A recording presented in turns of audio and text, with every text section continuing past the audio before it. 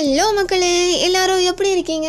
So இன்றைக்கி நான் எந்த மாதிரியான ஒரு கதையோட உங்களை மீட் பண்ண வந்திருக்கேன் அப்படின்னா, இது ஒரு ஹாரர், த்ரில்லர், ட்விஸ்டட் இந்த மாதிரி எந்த ஒரு இதுலேயுமே இல்லாத ஒரு படம்.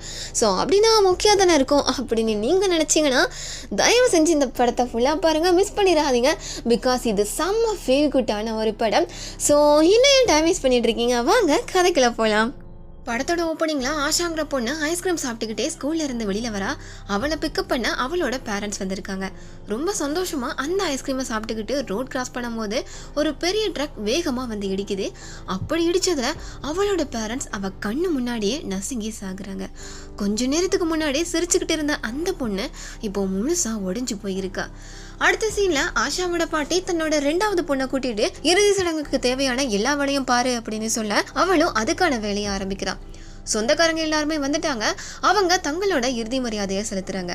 என்னதான் எல்லாரும் நல்லவங்களா இருந்தாலும் ஆஷாங்கிற டீனேஜரை தங்களோட பொறுப்புல எடுத்துக்க யாருமே தயாரா இல்லை. ஏன் அவளோட பாட்டி கூட எனக்கு வயசாயிடுச்சு அப்படின்னு சொல்ல ஆஷாவோட சித்தி மேகி தான் ஆஷாவை பற்றி கொஞ்சமாச்சும் யோசிக்கிறான். ஏன்னா அவள் சின்ன வயசுல இருந்து அம்மா இருந்தும் தனியாக தான் வாழ்ந்திருக்கா. அந்த கஷ்டம் ஆஷா பட வேணாமே அப்படின்னு பார்க்குறா. அதனால ஆஷா கிட்ட போய் பேசுகிறான். எனக்கும் உங்கள் அம்மாவுக்கும் ஆகாது, உனக்கு இஷ்டம் இருந்தால் நீ என் கூட வந்து தங்கலாம், என்னால் முடிஞ்ச அளவுக்கு உன்னை பார்த்துக்க ட்ரை பண்ணுறேன் அப்படின்னு சொல்ல ஆஷாவுக்கு கண்ணில் தண்ணி வர ஆரம்பிச்சிருச்சு. ஏன்னா இந்த நொடி வரைக்குமே மற்ற யாருமே ஆஷா கிட்ட சரியாக கூட பேசின ஒரே ஜீவன்னா அது மேகி மட்டும்தான். ஸோ அவளோட போக ஆஷாவும் ஒத்துக்கிறான். அடுத்த சீனில் தேவையான பொருளை மட்டும் எடுத்துக்கிட்டு ஆஷா மேகி வீட்டுக்கு போகிறா. மேகி வீட்டுக்குள்ளே பார்த்தா பேச்சுலர் ரூமே தோற்றுரும் போல் அந்த அளவுக்கு கிளம்ஸியாக இருக்கும். ஏதோ தெருவில் இருக்க சந்துக்குள்ளே நனைஞ்சு போகிற மாதிரியே ஒரு ஃபீலிங். அடுத்த சீனில் ஆஷாவை தன்னோட பொறுப்பில் எடுத்துக்க தேவையான லீகல் ஆக்டிவிட்டீஸ் பண்ணுறதுக்கு அவளோட ஃப்ரெண்டுக்கு கால் பண்ணுறா. விஷயத்தை கேள்விப்பட்டாவா, ஏண்டி உன்னை பார்த்துக்கவே ஒருத்தி வேணும், நீ உங்கள் அக்கா பொண்ணை பார்க்க போறியா, உண்மையாக தான் சொல்றியா, நீ ஒரு சோம்பேறியாச்சே அப்படின்னு கலாய்க்க கொஞ்சம் உதவி பண்ணுமா அப்படின்னு மேகி கெஞ்சுறா. ஸோ எனக்கு அவ்வளோ விஷயம் தெரியாது, நீ வேணும்னா உன்னோட பாய் ஃப்ரெண்ட் சாங் கிட்ட கேட்டுப்பாரு அப்படின்னு ஃப்ரெண்டு சொல்ல அவன்கிட்டயா அப்படின்னு மேகி யோசிக்கிறா. அடுத்த சீனில் மேகி எதிர்ச்சாலும் இல்லையோ ஆஷா எந்திரிச்சிட்டா, ஸ்கூலுக்குமே கிளம்பிட்டான். அவளோட ஃப்ரெண்ட்ஸை பார்க்குறான். பெஸ்ட் ஃப்ரெண்டான நிஷா அம்மா அப்பா செத்ததை நினச்சி அவகிட்ட சோகமாக பேச, இந்த மாதிரி சோகமாக பேசாத அப்படின்னு ஆஷா சொல்கிறான். இருந்தாலும் அவள் அதை பற்றியே பேச இவளுக்கு கோவம் வருது. அப்போ அவளோட கிளாஸ் டீச்சர் வர அவங்களும் ஆஷா கிட்ட சோகமாக பேச ஆரம்பிக்காங்க. எனக்கு ஒன்றும் ஆகலை, நான் சரியாயிடுவேன் அப்படின்னு ஆஷா சொன்னாலும் டீச்சர் கண்டினியூஸாக ஆஷாவை கம்ஃபோர்ட் பண்ணுறேன் அப்படின்னு சொல்லி இரிட்டேட் பண்ணும்போது எனக்கு இந்த சிம்பதியெல்லாம் வேணாம், என்னை தயவு செஞ்சு அப்படியே விட்டுருங்க அப்படின்னு சொல்லிட்டு அங்கேருந்து பேப்பர் தூக்கி போட்டு ஆஷா போகிற போக்கில் ஃப்ரெண்டையும் திட்டிட்டு போறா. அப்படி அழுதுகிட்டே ஓடனவா எங்கே போகிறது அப்படின்னு தெரியாமல் பழையபடி அம்மா வீட்டுக்கு போயிட்டா. அங்கே போய் அம்மா கதவு தரங்க அப்படின்னு சொல்லும்போது பக்கத்து வீட்டுக்காரங்க ஏதாவது வேணுமா அப்படின்னு கேட்க, இல்லை ஆண்டி எனக்கு எதுவும் வேணாம் அப்படின்னு அழுதுகிட்டே அந்த வீட்டை விட்டு வெளியே நோக்கி ஓடுறா. இந்த பக்கம் மேகி அவனோட பாய் ஃப்ரெண்டை பக்கம் வந்திருக்கா. அவங்கிட்ட அக்கா பொண்ணை தத்தெடுக்கணும் அப்படின்னு சொல்ல அவன் ஷாக் ஆகிட்டான். ஏண்டி கல்யாணம் பண்ணால் குழந்தை பிறக்கும், பொறுப்பு வந்துடும், என்னால் பொறுப்பாலாம் இருக்க முடியாது அப்படின்னு சொல்லிட்டு தானே என்ன பிரேக்கப் பண்ண, இப்போ என்னடானா அக்கா பொண்ணை தத்தெடுக்க போகிறான் அப்படின்னு சொல்கிற, நீ என்ன பண்ணுறேன்னு தெரியுதா, நீ பாட்டு ஃபார்ம் எல்லாம் கையெழுத்து போட்டனா உன்னால் பின்வாங்கவே முடியாது, முதல்ல கொஞ்ச நாளைக்கு ஆஷா உன் கூட இருக்கட்டும், உன்னால் அவளை பார்த்துக்க முடியுமா அப்படின்னு முதல்ல செக் பண்ணு, அதுக்கப்புறம் மற்ற ஃபார்மாலிட்டியெல்லாம் பார்த்துக்கலாம் அப்படின்னு பாய் ஃப்ரெண்ட் சொல்ல மேகி தன்னோட முடிவில் உறுதியாக இருக்கா. ஏன்னா ஆஷாவை பார்க்கும்போது சின்ன வயசில் அவளை பார்த்த மாதிரியே அவளுக்கு ஃபீல் ஆகுது. அடுத்த சீனில் மேகி ஆஷாவுக்காக வெயிட் பண்ணிட்டு இருக்கான். இந்நேரம் ஸ்கூல்ல இருந்து நடந்தே வந்திருந்தா கூட இவ்வளோ நேரம் ஆகாது, எங்கே போனா இவ அப்படின்னு ரொம்ப சோகமாக கொஞ்ச நேரம் கழிச்சு ஆஷா அசால்ட்டாக நடந்து வரான். என்னாச்சு அப்படின்னு சித்தி மேகி கேட்டோம். ஆஷா ப்ராப்பராக பதில் சொல்லலை. நீ எங்கே வேணா போய் சுற்றிட்டு வா, நான் எதுவுமே சொல்ல மாட்டேன், ஆனால் எங்கே இருக்க இல்லை வர எவ்வளோ நேரம் ஆகும் அப்படின்னு எனக்கு கால் பண்ணிடு, ஏன்னா நான் கொஞ்சம் உன்னை நினச்சி பயப்படுவேன் அப்படின்னு சமாதானமாக பேச ஆஷாவும் காமாகிறான். அன்னைக்கு நைட் ஆஷா தன்னோட ஃப்ரெண்டுக்கு கால் பண்ணி காலையில் மோசமாக பேசினதுக்கு சாரி அப்படின்னு சொல்கிறா. அப்படியே டீச்சருக்கும் சாரி அப்படின்னு மெசேஜ் போடுறா. அடுத்த நாள் ஆஷா மேகியை கூட்டிகிட்டு அவளோட அம்மா வீட்டுக்கு போகிறா. ஏன்னா இன்னும் சில திங்ஸில் இவளுக்கு தேவையானது அங்கே இருக்கு. ஸோ இதெல்லாம் மொத்தமாக எடுத்துக்கிட்டு மேகி கூட பெர்மனெண்ட்டாக தங்கலாம் அப்படின்னு ஆஷா முடிவெடுக்கிறான். அப்போது அங்கே வந்து ஒரு ஊறுகாடப்பா இருக்குது. அதை எடுத்து பார்த்துட்டு இருந்த மேகி கிட்ட அதை டேஸ்ட் பண்ணி பாருங்க அப்படின்னு ஆஷா சொல்ல அதுக்கு மேகி எனக்கு ஊறுகாயெல்லாம் பிடிக்காது அப்படின்னு சொல்கிறா. சும்மா ட்ரை பண்ணி தான் பாருங்களேன் அப்படின்னு ஆஷா வற்புறுத்துறா. சரி அப்படின்னு சொல்லி ஒரு பீஸ் எடுத்து வாயில் வைக்கிறான். அவளுக்கு அது ரொம்பவே பிடிச்சிருக்கு. அப்போ ஆஷா என்ன கேட்குறா அப்படின்னா, ஏன் உங்களுக்கும் என்னோட அம்மாவுக்கும் அடிக்கடி சண்டை வந்துச்சு, என்னோட அம்மாவை ஏன் உங்களுக்கு பிடிக்கல அப்படின்னு கேட்குறான். அதுக்கு மேகி என்ன சொல்கிறா அப்படின்னா, அதெல்லாம் சொன்னால் உனக்கு புரியாது, சின்ன வயசுல இருந்தே வந்தது, அது அப்படி தான் இருக்கும் அப்படின்னு சொல்ல அதுக்கு ஆஷா கொஞ்ச நேரத்துக்கு முன்னாடி ஊறுகாய் அவ்வளோக்கா பிடிக்காது அப்படின்னு சொன்னீங்க. இப்போ சாப்பிட்டு பார்த்ததுக்கு அப்புறமா உங்களுக்கு பிடிச்சிருக்குல்ல, உங்களோட சோகத்தை வெளியே சொன்னீங்க அப்படின்னா எல்லாமே மாறும் தானே அப்படின்னு கேட்க, இதை பாரு, வாழ்க்கையும் ஊறுகாயும் ஒன்றும் கிடையாது. நீ சின்ன வயசுல இருந்து ரொம்ப ஒழுங்கா வளர்ந்துருக்க. ஆனால் நான் அப்படி வளரல. இதை அப்படி வளர்க்கவும் ஆள் இல்லை.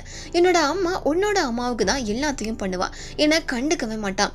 அதனால நான் இப்படி ஆயிட்டேன் அப்படின்னு மேகி புலம்ப அங்கே அப்படியே சீன் கட் ஆகுது. அடுத்த சீன்ல ஆஷாவுக்கு இன்னைக்கு ஹாலிடே, அதனால அவள் வீட்டில் இருக்க எல்லா பொருளையும் ஒழுங்குபடுத்தி வச்சிருக்கா, கிளீன் பண்ணிட்டு இருக்கா. ஸோ இதெல்லாம் லேட்டாக இருந்துச்சு வந்த மேகி பார்த்துட்டு ரொம்பவே ஷாக் ஆகுறா. என்னோட வீடா இவ்வளோ அழகா இருக்கு அப்படின்னு ஆச்சரியப்படுறா. அப்போ ஆஷா என்ன சொல்றா அப்படின்னா, இதுக்கப்புறம் நான் உங்களை பார்த்துக்கிறேன், கவலைப்படாதீங்க, சில வேலைகளை எனக்கும் கொடுங்க அப்படின்னு சொல்ல, அதுக்கு மேகி நீ இந்த வேலையெல்லாம் செய்யணும் அப்படின்னு அவசியம் இல்லை அப்படின்னு சொல்றா. அதுக்கு அவ என்ன சொல்றா அப்படின்னா, இந்த வேலையெல்லாம் பார்த்தாதான் எனக்கும் ஏன் வீடு மாதிரி ஃபீல் ஆகும் அப்படின்னு சொல்றா. அப்போ சித்தி மேகி ஒரு டைரி எடுத்து கொடுத்து, இதுக்கப்புறம் உனக்கு ஏதாவது கவலை இருந்தா என்கிட்ட சொல்ல முடியலனாலும் இல்லை எங்கேயாவது எழுதி வைக்கணும் அப்படின்னு நினைச்சாலும் இந்த டைரியில எழுதி வை, உனக்கு கொஞ்சம் மனசு ஆறுதலா இருக்கும் அப்படின்னு சொல்ல அந்த ஃபர்ஸ்ட் கிஃப்டை ஆஷா ஏத்துக்கிறான். அன்னைக்கு நைட் மேகியோட ஃப்ரெண்டு மேகியோட வீட்டுக்கு வர அவ அப்பதான் முதல் முறையா ஆஷாவை மீட் பண்றான். ஸோ இவங்க ரெண்டு பேருக்குமே நல்லாவே ஒத்து போகுது, நிறைய பேசுறாங்க, ஒன்னா சமைக்கிறாங்க. அன்னைக்கு அப்படியே ஜாலியா ஓடிடுச்சு. இப்போ கொஞ்ச நாள் கழிச்சு ஹாலிடே எல்லாம் முடிஞ்சிருச்சு, ஸ்கூலும் ரீஓபன் ஆகுது. இப்போ தனித்தனியா வேற வேற கிளாஸுக்கு போறாங்க. ஸோ ஆஷாவோட பழைய ஃப்ரெண்ட்ஸ் எல்லாருக்கும் புது ஃப்ரெண்ட்ஸ் கிடைக்க இவளால மத்தவங்க கிட்ட சகஜமா பழக முடியல. அந்த சின்ன வருத்தத்தோட வீட்டுக்கு வந்தா வீட்டுல மேகியோட சைல்ட் வெல்ஃபேர் லாயர் ஒருத்தன் உட்காந்துட்டு இருக்கான்.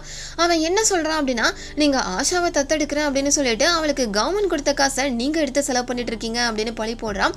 அந்த ஒரு இன்சூரன்ஸ் படி ஆஷாவுக்கு ஏதோ அமௌண்ட் கிடைச்சிருக்கும் போல, அந்த அமௌண்ட் ரொம்ப சீக்கிரமாவே செலவானதை பார்த்துட்டு கம்பெனிக்காரங்க மேகி கிட்ட வந்து கேட்குறாங்க. ஆனா இதை பத்தி மேகிக்கு ஒண்ணுமே தெரியாது. ஏன்னா அந்த காசை ஆஷா தான் தன்னோட அக்கௌண்ட்டுக்கு மாத்திக்கிட்டான். காரணம் அவ ரொம்ப நாளாவே ஒரு லேப்டாப் வாங்கணும் அப்படின்னு ஆசைப்பட்டிருக்கான். அது ரொம்ப ஹை குவாலிட்டியா இருக்கக்கூடிய ஒரு லேப்டாப், அதை யூஸ் பண்ணா மியூசிக் நல்லா போட முடியும் அப்படின்னு நம்புறா. ஸோ இதை மேகி கிட்ட ஏன் சொல்லல அப்படின்னா, ஏற்கனவே அவளோட அம்மா கிட்ட கேட்டிருப்போம். அப்போ அவங்க அம்மா என்ன சொல்லியிருப்பாங்க அப்படின்னா, நீ இப்போதைக்கு மியூசிக் எல்லாம் போட வேணாம் அப்படின்னு சொல்லி தடுத்திருப்பாங்க. அதே மாதிரி மேகியும் பண்ணிடுவாளோ அப்படின்னு அந்த விஷயத்த மேகி கிட்ட சொல்லல. அதுக்கு அவகிட்ட மன்னிப்பு கேட்கிறான். இதை பார்த்த லாயரும் மேகி கிட்ட சாரி சொல்லிட்டு நல்லபடியா பார்த்துக்கோங்க அப்படின்னு சொல்லிட்டு அங்க இருந்து கிளம்புறாங்க. லாயர் போனதுக்கு அப்புறமா ஆஷாவோட பாட்டி வராங்க. இப்போ எல்லாரும் சேர்ந்து வெளியில போய் சாப்பிட்றாங்க. அப்படி சாப்பிட்டு கிளம்பும் போது பாட்டி என்ன சொல்றாங்க அப்படின்னா, எனக்கு வயசாயிடுச்சு, இன்னும் கொஞ்ச நாள்ல செத்துருவேன், எனக்கு ஏதாவது ஆச்சுன்னா பார்த்துக்க நீங்க ரெண்டு பேரும் இருக்கீங்க, அதனால எனக்கு கவலை இல்லை அப்படின்னு கொஞ்சம் ஜாலியாகவே பேசுறாங்க. அப்புறம் ஆஷாவுக்கு தெரியாம ஒரு டைரியை மேகி கிட்ட பாட்டி கொடுக்குறாங்க. அது ஆக்சுவலா ஆஷாவோட அம்மா எழுதினது. அதுல ஆஷா எப்படியெல்லாம் இருக்கணும், என்னெல்லாம் பண்ணணும், அவளுக்கு என்னெல்லாம் தோணுதோ அதை எல்லாமே வந்து எழுதி வச்சிருப்பாங்க. ஸோ இதெல்லாம் மேகி தனியா உட்காந்து படிக்கிறா. இந்த டைரியை இப்போ ஆஷா கிட்ட கொடுத்தா அவள் ரொம்பவே கஷ்டப்படுவா அப்படின்னு மேகி கொடுக்காம அதை வந்து ஒரு ஓரமா வச்சிருப்பான். அடுத்த சீன்ல ஆஷா மியூசிக் கிளாஸ்ல ஜாயின் பண்ணிட்டா. அங்க சில ஃப்ரெண்ட்ஸும் கிடைக்கிறாங்க, சந்தோஷமா இருக்க ஆரம்பிக்கிறா, பாட்டு எல்லாமே எழுதுறா. அப்படி எழுதும் போது அதுல வர ஸ்பெல்லிங் மிஸ்டேக் எல்லாத்தையுமே மேகி தான் கரெக்ட் பண்ணவும் ஆரம்பிக்கிறான். இந்த லிரிக்ஸ் எல்லாமே வந்து ஸ்கூல்ல இருக்க எல்லா ஸ்டூடெண்ட்ஸ் அண்ட் டீச்சருக்கும் பிடிச்சிருக்கு. இந்த விஷயத்த மேகி கிட்ட சொல்லி ஆஷா ரொம்பவே சந்தோஷப்படுறான். அடுத்த சீன்ல அவன் மேகியை ஃபோர்ஸ் பண்ணி லைப்ரரிக்கு வாங்க அப்படின்னு கூட்டிட்டு போறான். ஏன்னா அவ எழுதின பாட்டு எல்லாத்தையுமே சேர்த்து ஒரு புக்கை பப்ளிஷ் பண்ணி இருக்கா. அங்க நிறைய பேர் இருக்காங்க, எல்லாரும் மேகியை பாராட்டுறாங்க, ஆட்டோகிராஃப் வாங்குறாங்க. கூட்டத்துல மேகியோட பாய் ஃப்ரெண்ட் வந்து ஆட்டோகிராஃப் வாங்கிக்கிறான். ஸோ மேகி ரொம்ப நாளைக்கு அப்புறமா ரொம்ப சந்தோஷமா இருக்கா. இந்த சமயத்துல ஆஷா என்ன பண்றா அப்படின்னா, நீங்க ரெண்டு பேரும் தனியா போயிட்டு வாங்க, நான் வீட்டுக்கு போறேன் அப்படின்னு சொல்லிட்டு கிளம்புறான். அப்படி மேகி பாய் ஃப்ரெண்ட் சாங்கோட போகும்போது அவங்கிட்ட ஆஷா பத்தி மட்டுமே பேசிட்டு இருக்கா. சாங் மேகியோட ஃபீலிங்கை புரிஞ்சுக்கிட்டு அவ சொல்ற எல்லாத்தையுமே பொறுமையா கேட்கிறான். கடைசியில கிளம்பும் போது சரியான நேரமா பார்த்து அவங்க அம்மா டைரியை அவகிட்ட கொடுத்துட்டு பாத்துக்கோ அப்படின்னு சொல்லிட்டு கிளம்புறான். கொஞ்ச நாளா ஆஷாவோட பாட்டும் ஃபர்ஸ்ட் பிரைஸ் வாங்குது. அதை நோட்டீஸ் போர்டில் ஒட்டி வச்சிருக்காங்க. எல்லாரும் ஆஷாவை பாராட்டுறாங்க. அன்னைக்கு நாள் ஃபுல்லாவே ரொம்பவே சந்தோஷமா இருக்கு. இதை மேகி கிட்ட சொல்லலாம் அப்படின்னு வீட்டுக்கு வந்தானா அங்க சாங் வந்திருக்கான். இப்போ 3 பேருமே ஜாலியா பேசிட்டு இருக்காங்க, கலாய்ச்சிக்கிறாங்க. அவகிட்ட பேசிட்டே இருக்கும் போது இந்த சாங் வாய் வச்சுட்டு சும்மா இல்லாம உங்க அம்மாவோட டைரியை படிச்சிட்டியா அப்படின்னு கேட்க மேகி முழிக்கிறான். என்ன டைரி அப்படின்னு ஆஷா கேட்க இப்போ சீனே மாறிடுது. அம்மாவோட டைரியா ஆஷா முழுசா படிச்சுட்டா. அதை படிச்சுட்டு எமோஷனலா இருக்கும்போது அங்க வந்த மேகி கிட்ட என்ன எதுக்கு இந்த வீட்டுக்கு கூட்டிட்டு வந்த அப்படின்னு கேட்கும்போது இவ என்ன நினைச்சு கேட்டா அப்படின்னா, எனக்கு உன் மேல பாசம் இருக்கு, அதனாலதான் கூட்டிட்டு வந்தேன் அப்படின்னு சொல்லுவான்னு எதிர்பார்த்து கேட்டிருப்பான். ஆனால் மேகி என்ன சொல்கிறா அப்படின்னா, அன்னைக்கு உன்னை பார்க்க ரொம்பவே பாவமாக இருந்துச்சு, யாருமே உன்கிட்ட வந்து பேசல, அதனால தான் நான் உன்னை கூட்டிட்டு வந்தேன், உனக்குமே வர விருப்பம் வந்துச்சு அதனால கூட்டிட்டு வந்தேன் அப்படின்னு ஓப்பனாக பேசுகிறேன். ஆஷாக்கு தான் பாவம் பார்த்தா பிடிக்காதுல, அதனால இப்போ மேகி கிட்ட கோச்சுக்கிறா. அடுத்த நாள் ஸ்கூலில் ஒரு மெயின் எக்ஸாம் இருக்கு, அந்த எக்ஸாமுக்கு கூட போகாம ரொம்பவே சோகமாக இருக்கா. 2 நாள் கழிச்சு டீச்சர் ஆஷா ஸ்கூலுக்கு வரல, நீங்கள் ஏன் அவளை ஸ்கூலுக்கு அனுப்பல, ஒரு எக்ஸாம் வர மிஸ் பண்ணிட்டா, என்ன ஆச்சு அப்படின்னு கேட்க மேகி என்ன சொல்கிறா அப்படின்னா, அவள் ஸ்கூலுக்கு போயிட்டாலே, காலையில் வீட்டில் இருக்கிறது இல்லையே அப்படி சொல்லிட்டு என்ன நடக்குது அப்படின்னு தெரியாமல் பேச, உங்களால் ஆஷாவை பார்த்துக்க முடியல அப்படின்னா நீங்கள் கவர்மெண்ட்டில் சொல்லிடுங்க, வேற யாராவது நல்லவங்க பார்த்துப்பாங்க, அவளுக்கு என்ன பிரச்சனைன்னு பாருங்க அப்படின்னு டீச்சர் கொஞ்சம் ஹாஷாவே பேசிட மேகிக்கு மூஞ்சே மாறிடுது. ஸோ ஆஷா எங்கே போயிருப்பா அப்படின்னு தெரியாமல் மேகி இப்போ என்ன பண்ணுறா அப்படின்னா, ஆஷாவோட பாட்டியை பார்க்க வர, பாட்டிக்கிட்ட பேசும்போது தான் தெரியுது ஆக்சுவலாக மேகியோட அம்மா பாட்டியோட தங்கச்சி அவங்க வேலைக்கு போகிறதுனால இந்த பாட்டி தான் மேகியை வளர்த்துருக்காங்க. இவளை என்னதான் பார்த்துக்கிட்டாலும் இவளுக்கு எப்போவுமே ஒரு குறை மனசில் இருந்துகிட்டே இருந்திருக்கு, யார் கூடயுமே ஒட்ட மாட்டா, எந்த வேலையை சொன்னாலும் செய்ய மாட்டா, அதனால் பாட்டியும் அவளை திட்டுறதை நிப்பாட்டியிருப்பாங்க.